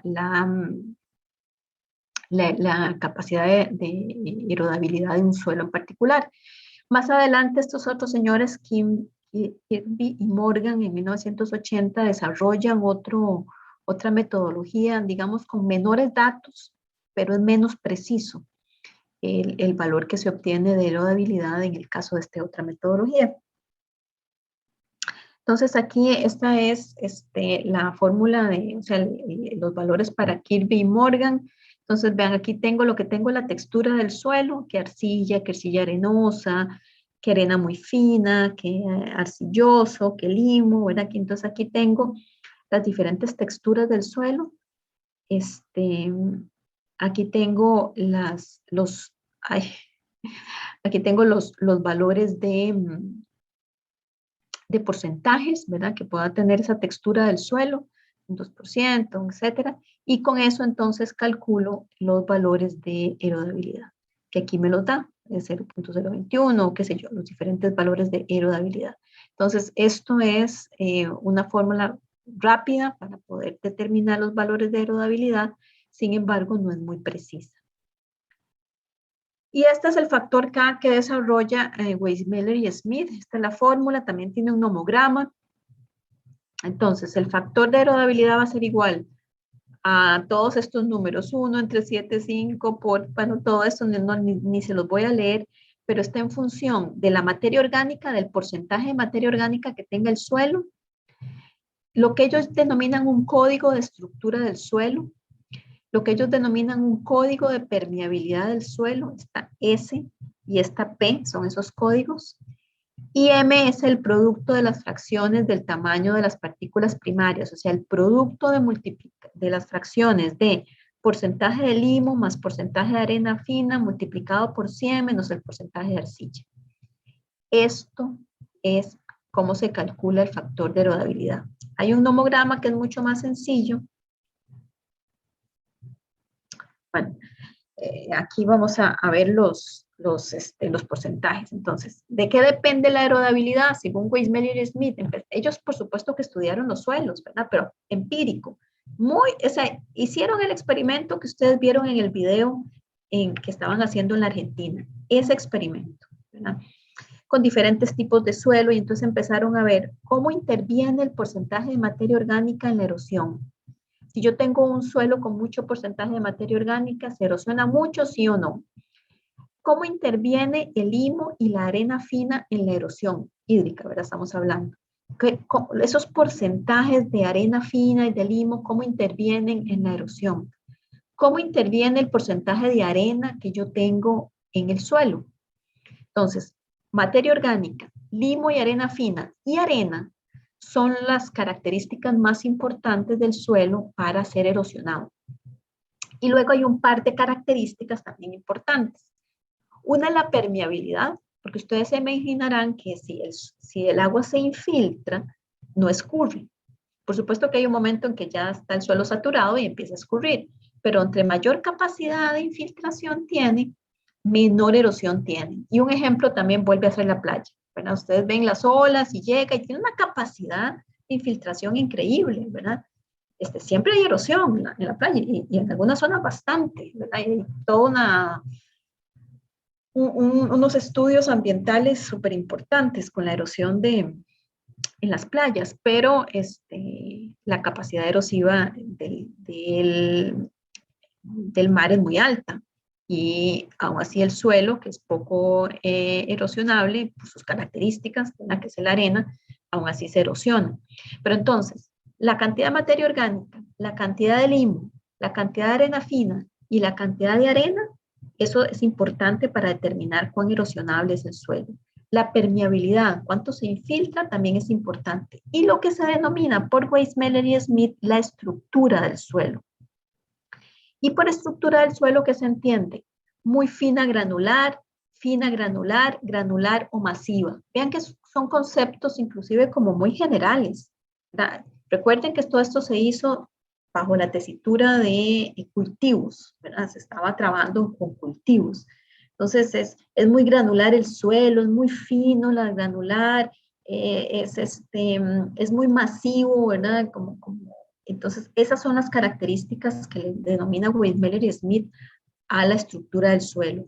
Y les pone como les decía aquí en la fórmula, les pone un código. Y el código es tan simple como del 1 al 4. 1, muy fino granular, 2, fino granular, 3, granular y 4, masivo. Estos códigos que están aquí, del 1 al 4, es el que intervendría en esta fórmula. Código de estructura, el factor S. Entonces, dependiendo al suelo, yo aquí sustituiría por cualquiera de esos valores, ¿verdad? Dependiendo del tipo de suelo, de la estructura. Y luego está la permeabilidad. También les pone un código. Rápida, moderadamente rápida, moderada, lenta, a moderada, lenta y muy lenta. ¿Verdad? Y estos son los códigos que utiliza, del 1 al 6. Pero yo aquí sí me encontré algo que ayuda un poquito más, que es esto, que ayuda un poquito más a poder poner ese código, porque es demasiado global, rápido, moderado a rápido. O sea, ¿cómo sabe uno si la permeabilidad es rápida o es de moderada a rápida o si es lenta? Uno tiene una idea, ¿verdad? Así, sí, ay, mira, ay, va permeando muy lento, pero es muy lento o es de lento a moderado, ¿verdad? Es como difícil. Entonces me encontré esta tablita, que ahí les puse la fuente, que nos ayuda un poco a ver eso. Entonces tengo la textura, ¿verdad? Las diferentes texturas, la permeabilidad, el código que me correspondería, la conductividad hidráulica saturada en milímetros por hora y el grupo hidrológico del suelo. Entonces, con estos parámetros, con la conductividad y con el grupo hidrológico y eventualmente con la textura, pues puede uno ver cuál puede ser el código que le corresponde. Entonces, ahí eso nos ayuda bastante a determinar el tipo de suelo, el tipo de permeabilidad, el código de la permeabilidad. Esto es el nomograma. Vamos a ver, me voy a volver aquí para la formulilla. Esta fórmula que está aquí, Weismeller y Smith la pusieron en un nomograma, ¿verdad? Entonces dijeron, bueno, vamos a entrar primero al porcentaje de limo y arena fina. Entonces, cualquiera que sea el valor, ¿verdad? Entre estos que está aquí, por ejemplo, aquí dice es este. Y voy a buscar la curva que me dice cuánto es el porcentaje de arena. El porcentaje de arena está entre 0.10 y 2 milímetros. Ya menos de eso es arena fina. Entonces, busco aquí la curva, ¿verdad? Que le corresponde de 0 a 90. ¿Cuál es el valor que tengo para esto? Entonces, vengo, por decirlo así, y choco con la curva que corresponde al porcentaje de arena. Después tengo aquí el porcentaje de materia orgánica. Entonces, de aquí me voy a buscar la curva que le corresponde a materia orgánica. Entonces, aquí tengo el porcentaje de materia orgánica. Después de ahí me voy para este otro gráfico y aquí en este lado veo en la curva que le corresponde a la estructura, ¿verdad? Con su código del 1 al 4. Y de aquí me voy a la curva de la permeabilidad con sus códigos del 1 al 6, entonces cualesquiera que le correspondan. Y una vez que estoy aquí, me devuelvo para este lado y aquí entonces obtengo el valor de K. Entonces el valor de K es este lado de aquí es el que me va a dar el valor de K. Entonces, entro con el porcentaje de arena fina y de limo, busco cuál es el porcentaje de arena, luego el porcentaje de materia orgánica, luego la estructura del suelo, luego la permeabilidad del suelo, y aquí me devuelvo y obtengo el factor de K. También puedo utilizar una fórmula que les enseñé. Bueno, entonces aquí es un ejemplo, pero es que esto es demasiado fácil, ¿verdad? Porque es el porcentaje de limo más arena fina, un 65, el porcentaje de arena gruesa, un 5, el porcentaje de materia orgánica, un 3, la estructura tipo 2 y la permeabilidad tipo 4. Entonces entro aquí, ¿verdad? Tengo 65, ¿verdad? Dije del limo y arena fina son 65, entonces aquí entro con 65. Me voy a buscar el porcentaje de arena que habíamos dicho aquí que es 5. Entonces, esta curvita de 5, la ven aquí, que viene para aquí para arriba, es el 5. Luego me voy a buscar el porcentaje de materia orgánica que es 3. Entonces, aquí voy a buscar esta curvita que está aquí es de 3. Paso para acá y veo ver cuál es la estructura del suelo. La estructura del suelo es 2, entonces busco aquí la curvita que me da el valor de 2 y busco la permeabilidad, la permeabilidad es 4, entonces busco aquí la curvita que es de 4, que es esta que está acá, y aquí me voy acá y entonces es prácticamente 0.3, un poquito más de 0.3 es el valor de K. Aquí tengo algunas referencias también para el factor de K. Tengo que entre 0.5 y 0.15 son suelos de textura fina con alto contenido de arcilla, tienen valores bajos de K porque ellos son resistentes al desprendimiento, ¿verdad? Entre 0.05 y 0.2 son suelos de textura gruesa, como suelos arenosos, tienen valores bajos de K debido al bajo escurrimiento, aunque esos suelos son fácilmente desprendibles. Y entre 0.25 y 0.4 son suelos de textura mediana, franco-limoso, tienen valores de K moderados, porque son susceptibles al desprendimiento y producen moderados escurrimientos. Ok, si ustedes tienen consultas, ahí me dicen, porque ahora pasé a otro factor, que es el factor LS, que es el factor que habíamos dicho topográfico, o el factor de pendiente, también le llaman, el factor longitud pendiente. Entonces, tengo que L es el arco de la pendiente y S es el porcentaje. Se evalúan en conjunto y varía la metodología si es cóncavo o convexa. Nosotros vamos a hacerlo lo más básico, que es, ¿verdad?, una longitud, digamos, relativamente uniforme. Entonces, se define qué es L, la distancia horizontal desde el origen de un flujo hasta el punto donde. ¿Cuál punto? Es el punto final. El gradiente de la pendiente se reduce lo suficiente para que se empiece a depositar el suelo o el escurrimiento llega a ser concentrado en un canal definido. Entonces, ahí básicamente yo tengo un punto de origen y a donde el suelo ya se empieza a acumular, porque ya pierde velocidad y se empieza a acumular, hasta ahí llegó, por decirlo así, o ya llega a un canal. Entonces, la erosión en canales no cumple con las reglas de la pérdida universal de suelos. Es otra cosa totalmente diferente por la velocidad y por las características de los canales. Entonces, llega hasta el canal. O sea, lo que llegó hasta el canal. Y por canal es un caño natural o artificial, ¿verdad? Ni se diga un río, es otras características. Entonces, esa es la longitud de pendiente. Que es igual, aquí está esta formulita, a X entre 22.13 a la M. L es el factor de longitud de pendiente, X es la longitud de la pendiente en metros y M es un exponente que depende del porcentaje de pendiente. El exponente de longitud de pendiente M determina la relación entre la erosión en surcos causada por flujo y la erosión entre surcos causada por el impacto de las gotas de lluvia. Entonces vamos a ver, en los surcos, ¿qué predomina? La escorrentía superficial, porque el agua, digamos, va por un camino digamos, no tiene mucha resistencia y ahí predomina lo que más erosiona entre los surcos, o sea, dentro del surco es la escorrentía superficial. Pero entre los surcos, ¿qué predomina? La fuerza de la lluvia. Entonces ahí hace una combinación de ambos. Recuerden que esto está pensado en un campo agrícola. Entonces, M, que es este valorcito que está aquí arriba, aquí tiene la fórmula, donde M es el exponente de la longitud de la pendiente y zeta es el ángulo de la pendiente. Entonces, aquí hay algunos valores ya definidos. Igual a 0.5 si la pendiente es mayor o igual a 5%, entre 0.4 si es mayor de 3 y menor de 5, 0.3 si está entre 1 y 3 y 0.2 si es menor que 1. Entonces, aquí uno puede obtener estos valores directamente. Entonces, el factor ese es el valor L, ¿verdad? Porque L es igual a la longitud de pendiente en metros entre 22.3 elevado a la M, ¿verdad? Entonces, aquí tenemos el valor de M. Este es el factor de pendiente, propiamente la inclinación, refleja la influencia de la gradiente de la pendiente en la erosión.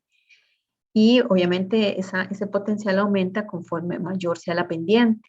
Y aquí se calcula igual a 0.065 más 0.045 por S más 0.065 por S a la 2.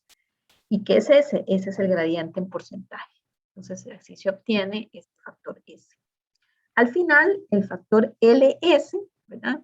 Es el factor L que habíamos conversado por el factor S, que es este que está aquí. Y esto me va a dar el factor LS. Todo esto que está acá es el factor LS para calcular la erosión. Este es un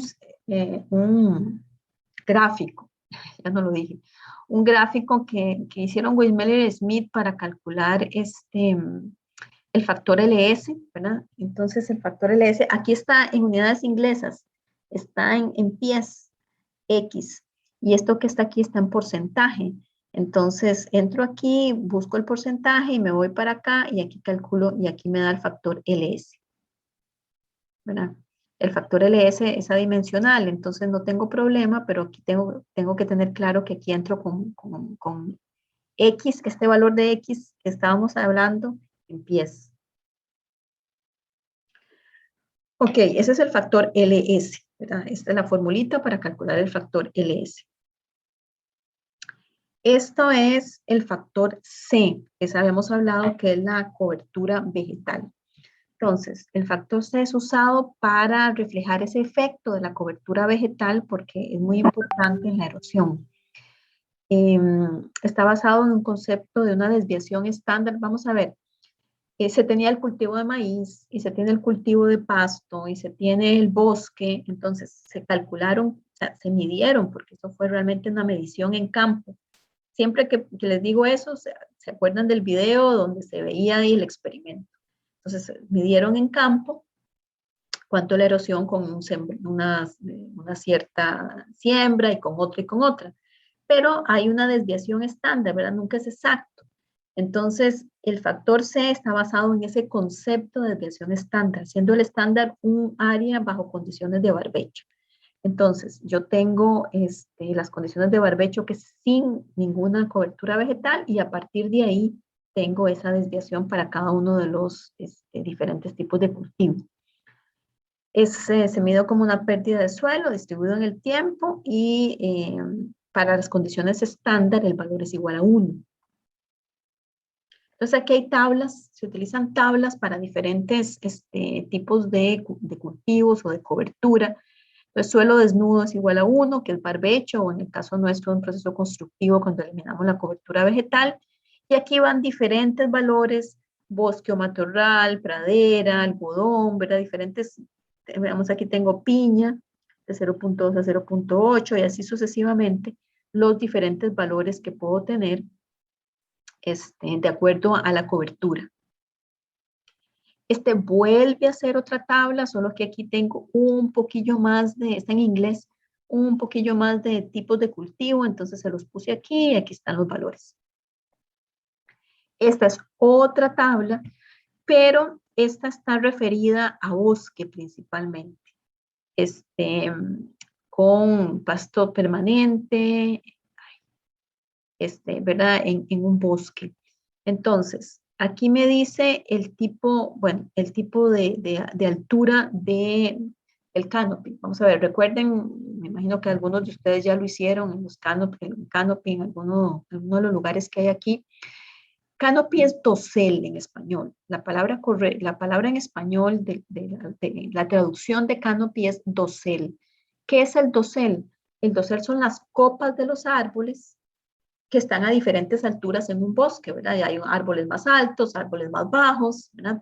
Pero si ustedes van en un avión, es más, es interesante cuando uno toma ahora fotografías con un dron. Puede ser que sean 3 árboles nada más, pero con copas muy frondosas. Pues cuando ustedes están viéndolo con una vista de arriba, ¿verdad? Una vista como cuando uno está en gráfica, que ve una vista de arriba, uno lo que ve son las copas de los árboles y no ve el suelo. Por lo tanto, los árboles pueden estar relativamente distintos, pero sus copas son frondosas y grandes y tapan el suelo. Eso es importante para la lluvia, porque recuerden que la lluvia pues se queda atrapada en las hojas y disminuye la energía cinética. Entonces, esto que está aquí me da la cobertura del canopy o del dosel en ese ojo, digamos, desde arriba, en vista de planta. Pues aquí me dan las diferentes coberturas. ¿Cuáles coberturas? Aquí dice que no hay un dosel apreciable.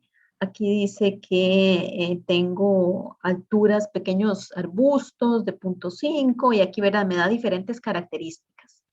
Aquí el tipo GW que ya vamos a ver, G es la cobertura de la superficie, es pastos, plantas, ¿verdad? Hojas, y en este otro caso en W son plantas herbáceas, raíces, ¿verdad? Esto que está aquí, la W es más como de un bosque, esto es más, digamos, de un sitios más abiertos. Entonces, aquí me da cuál es el tipo de superficie que tengo. Y aquí me dice entonces cuánto es el porcentaje que tengo de cobertura, ¿verdad? Aquí y aquí me tengo los diferentes valores del valor de C para estas características. Entonces, esta es una tablita prácticamente utilizada para cuando hay condiciones de bosque. Ok, y estas notas que están aquí, 1, 2, 3 y 4, se las puse aquí, qué significan, ¿verdad? Cada una de porque les dividí la tabla porque se veía demasiado pequeño esto en la tabla y no lo iban a entender. Entonces ahí les puse las notas. Ok, entonces ese es el factor C. Y por aquí tenemos el factor P, que es el factor de control de la erosión, que habíamos hablado que en algunos casos pues tengo control de la erosión. Entonces, ¿cuál es ese control desde la perspectiva agrícola? Desde la perspectiva agrícola hay diferentes técnicas.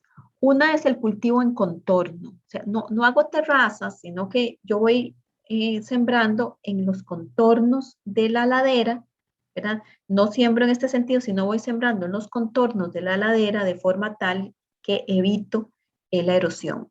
Puedo generar terrazas, siembro en terrazas. Bandas es parecido al contorno, solo que son bandas más anchas. Y bueno, cultivo en contorno con irrigación. Entonces, esto es un poco en contorno, aquí hay unas fajas angostas, ¿verdad? Ven que voy en este sentido, ¿verdad? En este sentido, en el sentido de tratando, no en este sentido, sino en este otro sentido, voy sembrando. Aquí voy dejando algunos espacios, algunas áreas para retener erosión, precisamente. Aquí un poco en terrazas, ¿verdad? Aquí sí conformo terrazas y voy sembrando en terrazas. Entonces, ¿cuánto es el valor de P? El valor de P depende de esas condiciones, ¿verdad? Si es cultivo en contorno con surcos irrigados, o cultivo en contorno y en terraceo, o cultivo, y esta otra me da la pendiente del terreno en porcentaje. Y de acuerdo a eso, tengo aquí los diferentes valores que puedo obtener. Este es cultivo en contorno y este es en terraceo. Entonces aquí voy teniendo los diferentes valores que le puedo dar al factor P. Adelante, César. Sí, profe. No, que estaba viendo esa forma, a veces yo he visto que al final de las laderas hacen como una especie de huequito, o sea, un huequito rectangular, bueno, lo he visto aquí en Coronado, y bueno, cae agua y se resume y también quedan nutrientes, entonces a veces se agarra y se vuelve a aprovechar eso que queda ahí. De Digamos, verdad, yo nunca lo había visto. Qué interesante. Los sí, agricultores son sabios.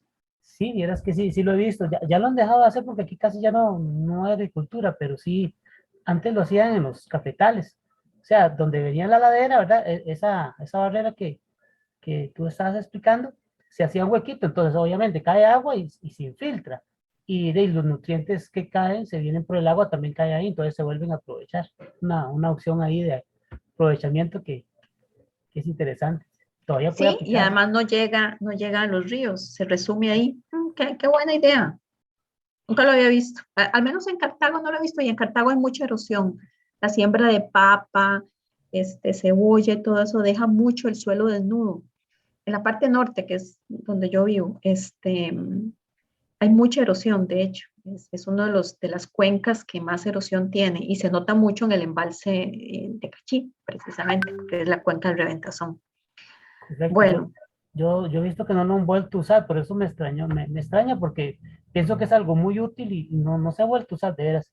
En la zona de Los Santos tampoco lo usan, que es solo laderas. Es interesante. sí, que solo laderas. Qué interesante eso. Sí, Ok. bueno, eso es para los ingenieros agrónomos.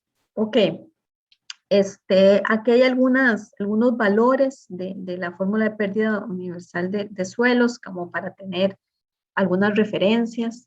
Esto en toneladas por año. ¿Volviste a levantar la mano, César? No, era la vez anterior.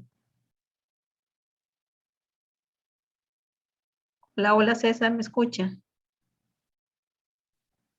Que veo tu mano levantada. Bueno, tengo Perdón, profe, erosión. disculpe. La dejé. Ok, ok. Tengo, digamos, si los valores están entre 0 y 30, es erosión potencial nula o ligera, entre 31 y 60, erosión potencial baja, y bueno, más de 360, erosión potencial muy alta. Aquí está la fuente, como para tener una referencia de estos valores. Ok, vamos a ver. Voy a buscarles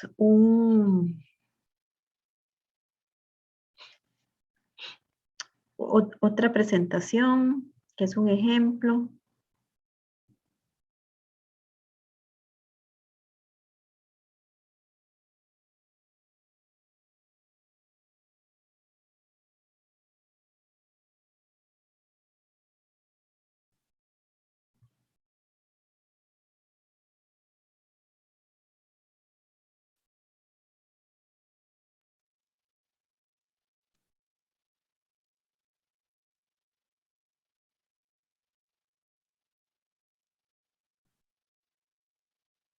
Ok, este, aquí en este ejemplo, Nidia y yo utilizamos una información, porque no teníamos, ¿verdad? Recuerden que son muchas tormentas y hay que tener mucha información hidrológica. Entonces utilizamos una tesis de Rafael, ¿qué apellido es Rafa? Rafa Murillo. De Rafa Murillo, que hizo cuando se graduó de ingeniero civil, donde él hizo un estudio sobre las tormentas. Entonces tomamos la información de esa tesis para darles a ustedes una tormenta típica, ¿verdad? Pero bueno, el asunto está así. Es el proyecto de construcción de quintas de veraneo en las cercanías de La Garita. Son 20 quintas de 0.15 hectáreas cada una. El proyecto va a tener dos fases. La totalidad del terreno se encontrará expuesto y cada quinta quedará colocada en terrazas. Digamos, dos posibilidades. Entonces dice, determine la cantidad de suelo que se pierde para una lluvia con un periodo de retorno de 10 años, tanto para el momento en que el terreno está expuesto sin iniciar la construcción, así como para el momento en que se hayan hecho las terrazas de las quintas. Entonces, aquí nosotros lo que hicimos fue darles la lluvia en un periodo de retorno. Entonces, bueno, esta es la fórmula. Esta es la estación del embalse La Garita, que es el que tomamos para la información. Entonces, este es el dietograma característico. Rafa Murillo hizo este proyecto de tesis. Él determinó dietogramas característicos para diferentes estaciones meteorológicas. Entonces, esta es para el embalse. Entonces, este es un dietograma característico para esta estación particular. Y aquí están las intensidades con sus periodos de retorno y nosotros les estamos diciendo que utilicen la del periodo de retorno de 10 años. Entonces, ¿qué es lo que tengo? Aquí vean que tengo 10 minutos, 20 minutos. La información está diferente a la que les di en los ejemplos anteriores, porque esta es la información meteorológica que tenemos. Entonces, 10 minutos, 20 minutos, 30 minutos y así sucesivamente. Entonces, aquí tengo los tiempos. 10 minutos, 20 minutos, etc. Y los porcentajes del dietograma característico. ¿Ves? Es porcentaje, vean que aquí lo dice, porcentaje de precipitación total, 7, 25, etc. Entonces, 7, 25, etc. Como yo estoy utilizando la intensidad en un periodo de retorno de 10 años, entonces es 105.3. Ahí, ¿verdad? Que es aquí 105.3, periodo de retorno. Periodo de retorno de la lluvia, no la intensidad de la lluvia. Entonces, con este porcentaje, ¿verdad? Me da la cantidad de lluvia que cayó, porque no es el periodo de retorno de la intensidad, es el periodo de retorno en 10 años de la lluvia. Me expresé mal. Es el periodo de retorno de la lluvia en 10 años. O sea, en 10 años llueve más o menos 105.3. Entonces, aquí multiplicado por el 7%, entonces aquí yo aquí empiezo a tener los milímetros de lluvia de cada uno de estos tiempos. Entonces, ya ahora sí en tiempo y en milímetros puedo calcular la intensidad, ¿verdad? Esta lluvia en 10 minutos, cuánto fue la intensidad. O sea, estas son una tormenta característica, entonces aquí tengo todos los valores.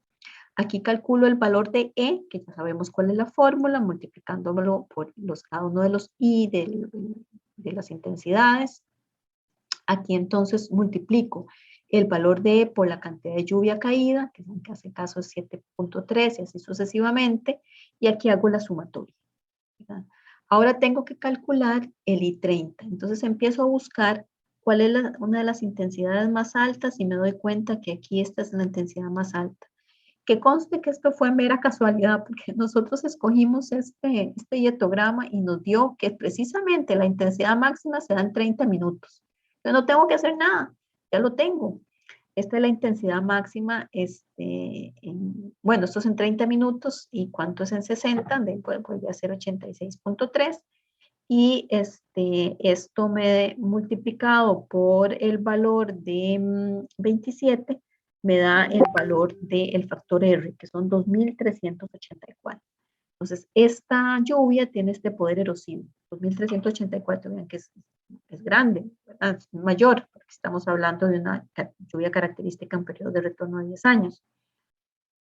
Luego, entonces, tengo estos datos los necesito saber, ¿verdad? No los puedo adivinar, tengo que tomar una muestra de suelo, o sea, de alguna forma tengo que determinar cuánto es el porcentaje de limo y arena fina, cuánto es el porcentaje de arena de tamaño entre 0.1 y 0.2, de materia orgánica, cuál es la estructura del suelo y la permeabilidad.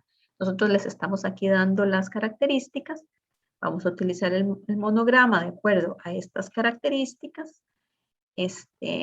Nos vamos aquí con el porcentaje de arena fina y limo, el porcentaje de arena, el porcentaje de materia orgánica, la estructura, la permeabilidad y me devuelvo aquí. Entonces esto da 0.15. Yo lo estoy haciendo muy rápido, ¿verdad? Bueno, esto hay que hacerlo porque es que además no veo nada yo, pero ustedes lo hacen con más detenimiento o aplican la formulilla que está ahí, que ya se las di. Luego el factor LS, ¿verdad? Entonces, tengo 20 quintas de 0.15 hectáreas cada uno. Y pues varía si lo hago en terrazas o no. Entonces, se divide la la finca, tengo 250 por 120, la pendiente es un 2% y se desarrolla sobre el lado de mayor longitud del terreno. Entonces, bueno, aquí aparece lambda, pero la X que vimos en la fórmula nosotros. Entonces, lambda es la longitud de pendiente en metros, M es 0.3 porque está entre 3 y 1. Pues aquí lo aplico y me da 207, ¿verdad? Esto para 250 de longitud, ¿verdad? 250 de longitud. Pero luego lo voy a hacer para esta quinta, ¿verdad? Únicamente. Entonces tiene 50 metros de longitud y me da 1.27. Luego este es el factor S, ¿verdad? Tengo la pendiente y S es igual a 0.82. Entonces el factor LS de este caso me da 0.37 y el factor LS de este otro segundo caso me da 0.23. ¿Cuáles las condiciones del suelo? Es un charral sin cobertura vegetal, es un charral pastizal. Entonces me voy por aquí, cuando está en construcción es 1 y con pastizal es un 0.1. Y en uno de los casos tengo que tomar en cuenta terraceo, ¿verdad? Y para terraceo estoy aquí con una pendiente, entonces es 0.10. Bueno, no hay prácticas de terraceo, es 1. Y control de la erosión con terraceo, perdón, están pendiente del terreno en porcentaje 0. Entre 9 y 12, 0.12. Y aquí entonces empiezo a poner los valores, ¿verdad? El factor de R es igual para los dos casos, el factor K es igual para los dos casos, el factor L es 0.021 para un caso, 0.63 para el otro, el factor S es igual para los dos casos, el factor C es 0.1 cuando está en pastizal y 1 cuando está el suelo desnudo, 0.1 y 1. El factor P cuando no tengo terraceo es igual a 1 y cuando tengo terraceo es igual a 2.12. Entonces me dan toneladas por hectárea de la tormenta. Este primer caso, cuando el suelo no está desnudo, es de 6.64. Vean lo que aumenta. O sea, digamos que este primer caso es el caso natural. Así está el suelo en ese momento. Entonces me da 6.64 toneladas por hectárea. Pero cuando yo le quito el suelo, me da 66.44 toneladas por hectárea. Y este es el caso 2 con terraceo, ¿verdad? Y en el caso 2 con terraceo, también en las terrazas hice los dos casos, teniendo el pastizal o el suelo desnudo. Realmente en el terraceo voy a tener el suelo desnudo, porque de ahí estoy haciendo movimiento de tierras. Y a partir de ahí, entonces, en el primer caso tengo 0.49 y en el segundo caso 4.92. Vean lo importante que son las prácticas de control de la erosión, sumamente importantes, porque además disminuyo bastante la longitud de pendiente. Entonces, o sea, tengo una distancia menor en donde va a haber erosión, ¿verdad? Porque hago terracitas y entonces tengo distancias menores. Me parece que ahí terminaba esto. Vamos a ver, ¿tienen alguna duda? ¿No? Ok, chicos, entonces, si no tienen dudas, terminamos por hoy la materia y nos vemos si Dios quiere el viernes. Muchas gracias, profe. Bueno, chao, que pasen muy bien. Buenas noches. Buenas noches.